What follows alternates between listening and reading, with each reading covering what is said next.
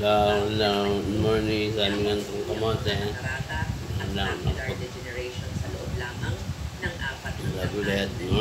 Morning.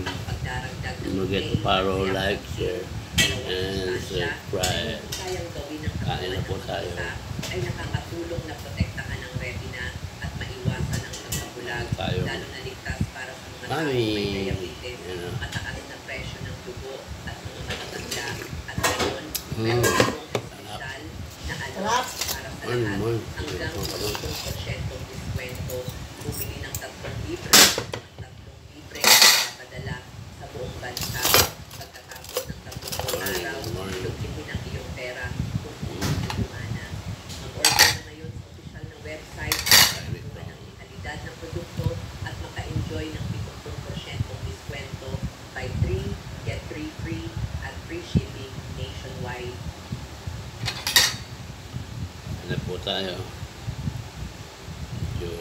This insurance company? Yes, Your Honor. Okay, and last, yung mga cheap steel mills na ito'y paboritong puntahan ng mga lugar-lugar contractor, ito tumatawag kayo ng ulo, especially sa Bulacan, marami yan. mga flood control. Unfortunately, yung ginawa nilang rate house siya wala. Matapos sa rate, humingi na ng pera, and then umalis na. Ito yung natatakot ka, especially mga earthquakes, di ba, pina-expect natin na pwede mangyari na anytime. Pati sa mga pasada rin, ito yung mga galing China, mga steel banlat sa China, ito yung mga steel products. Alam niyo po ito, bakit hindi niyo po ito pinag-rate? O bakit hindi po ito pinag-sara?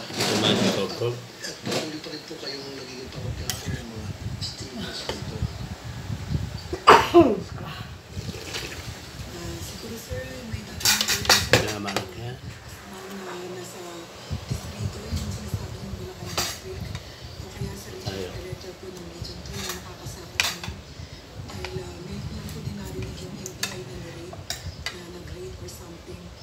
Ngayon ko lang po narinig. So, ibig sabihin, NBI hindi nag-coordination sa inyo to inform you. Maraming mga steel mills sa buong bansa, kasama din yung Bulacan, i-rate namin. Dahil ito ay bilihan ng mga kontraktor na PWH ng mga substandard materials. Sa opisina ko po, walang nagko-coordinate. Tapos sa opisina ni Secretary, former Secretary Bulacan. Siguro, Mr. Chair, next time, invite din natin DPWH at DTI. I mean yung DTI and NBI. Yes, I think we will do that.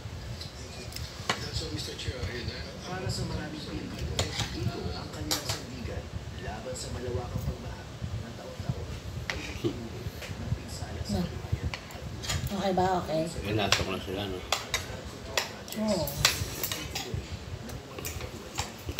Hindi ako. Hello. Kain po tayo. Kudon mami. Ginawa kong mami. With dumplings. Tungkol sa lawak ng kanilang partisipasyon sa mga flood control projects. Would you say that you were able to engage or be able to get projects from the DPWH for flood control? Pinasok na sila sa bahay, no? Hindi ba? Yung opisina nila. ng senador, ang mga kumpanyang naugnay sa Makita mo sa pizza. Hindi ko yung camera. Masa yung camera mo? Yes. Lapit mo, hindi makita. Nakalapit mo. Sige pa. Itong camera. Ayan po, dumplings. kay Senator Soto.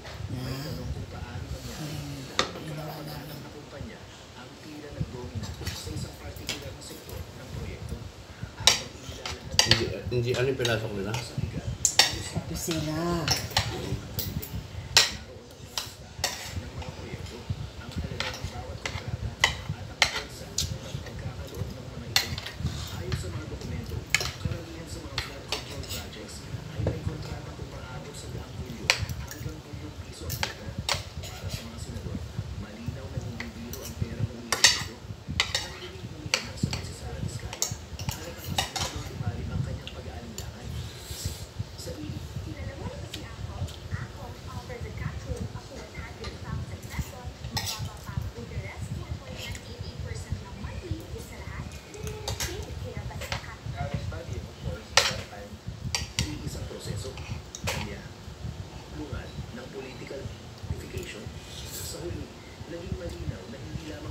ni Sara Vizcaya at sa kanyang pamilya ang isa rin, kundi pati na rin sa sistema ng pagbabantay sa mga kontratista ng gobyerno.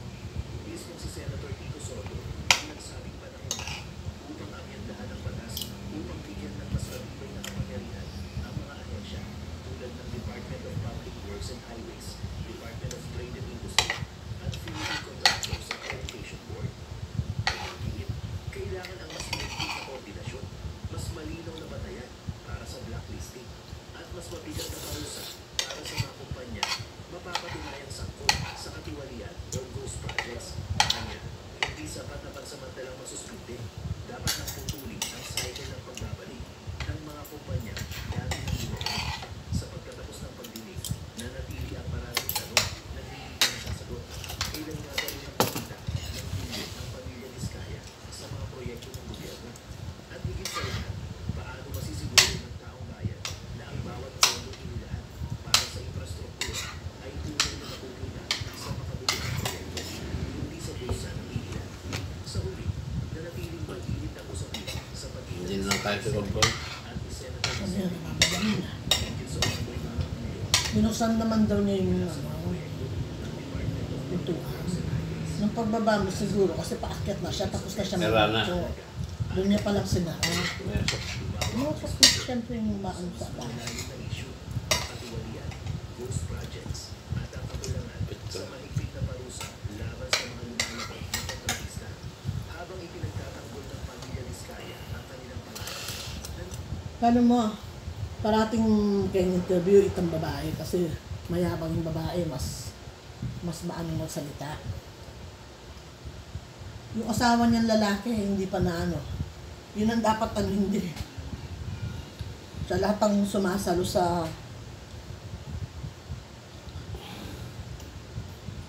feeling niya, kaya niya.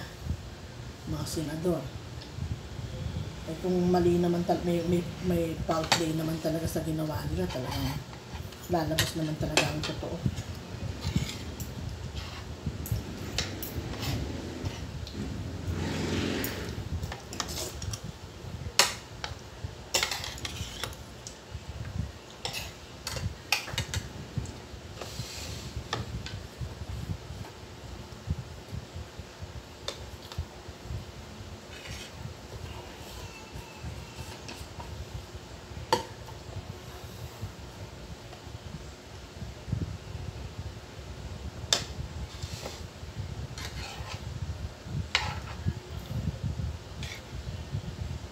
Dalawa dyan ng kalamansin. Doon harap mo lang Kaya, sa'yo. Yung makain ano.